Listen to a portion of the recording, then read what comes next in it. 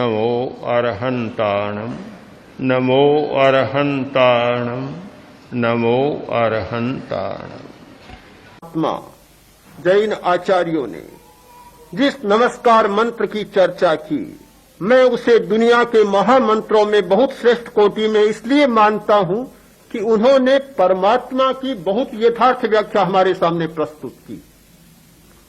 5 परमेष्ठी हैं, 5 परमात्मा, एक नहीं, 5 परमात्मा।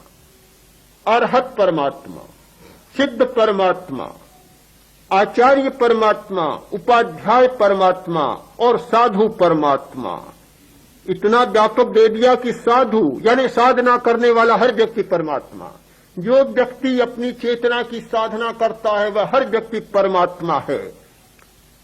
साधना का सूत्र है समता। जिसने समता का मूल्यांकन किया है, जिसने समता को जीना सीखा है और इन राग द्वेष की ग्रंथियों, हीनता और अहं की ग्रंथियों से ऊपर उठकर और समत्व का अनुभव किया है, वह हर व्यक्ति परमात्मा है। समता का क्षण जो अनुभव करता है वह परमात्मा का दर्शन करता है। आप ये न माने कि इस जीवन में परमात्मा का दर्शन नहीं हो सकता। बहुत सारे लोग कहते हैं कि सतयुग में तो परमात्मा का दर्शन होता था, आज परमात्मा का दर्शन नहीं होता। सतयुग में तो भगवान बनते थे, अवतार बनते थे, आज कोई अवतार नहीं बनता। क्यों नहीं बनता? क्या काल कोई इतनी भेद रेखा खींचता है कि एक काल में तो वह घटना घटित हो सकती है और दूसरे काल में नहीं हो सकती? अगर देश और काल में भी इतना पक्षपात हो जाएगा तो दुनिया में निष्पक्ष और तटस्थ कोई व्यक्तित्व मिलेगा ही नहीं। देश और काल, इसमें कोई पक्ष नहीं होता। सारी घटनाएं जिसको सतयुग माना जाता है आज भी घटित हो सकती है। और मुझे लगता है कि कलयुग और सतयुग का भेद खींचकर और हमने मनुष्य को बहुत नीचे ढकेल दिया, इतना पीछे ढकेल दिया कि आज हमारी चेतना इतनी प्रतिबद्ध हो गई कि हमारे सामने घड़ा घड़ाया एक उत्तर है, भाई आज तो कलयुग है, हम नहीं कर सकते। अरे भाई तुम बुरे आचरण क्यों करते हो? आज तो कलयुग है। नीचे क्यों जाते हो? आज तो कलयुग है। एक ऐसा बहाना मिल गया नीचे जाने का कि हर बुराई कलयुग की ओट में और कलयुग की दुहाई के साथ की जा सकती है। आज कोई सतयुग थोड़ा ये जो हम अच्छे आचरण करें। आज का जमाना ही ऐसा है। ये जमाने की दुहाई, कलयुग की दुहाई न जाने क्यों दी गई। शायद देने वालों ने कुछ सोचा होगा, पर मुझे लगता है कि अच्छा नहीं हुआ। सदा दी जाती थी। हाँ, सदा दी जाती रही है। क्यों? आचार्य वर ठीक कहते हैं कि सदा दी जाती रही है और इसलिए दी जाती रही है कि अपने कमजोरियों को छिपाने का इससे सीधा कोई सौदा नहीं हो सकता।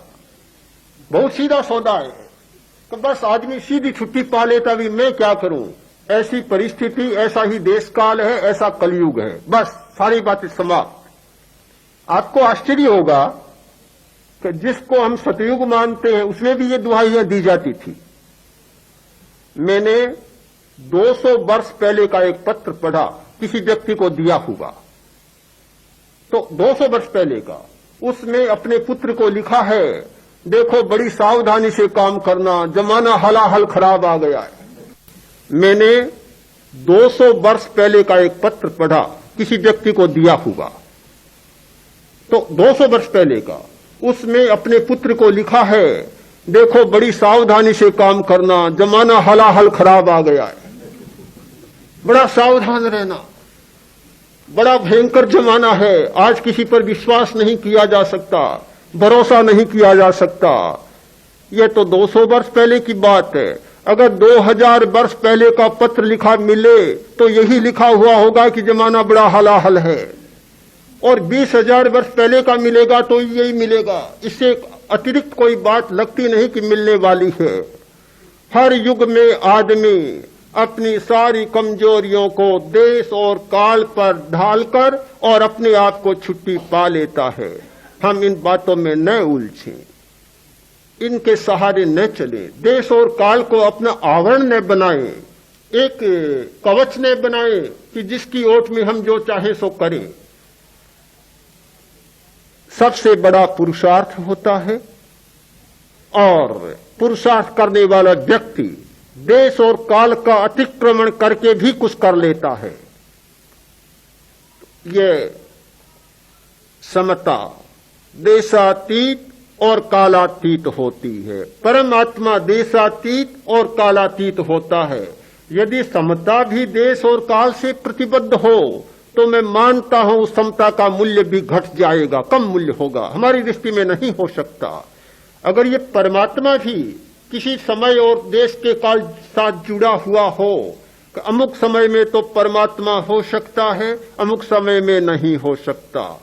2000-2500 वर्ष पहले तो परमात्मा का दर्शन हो सकता था और आज उसका दरवाजा बंद हो गया, तो वह परमात्मा भी निकम्मा है, हमारे कोई काम का नहीं है।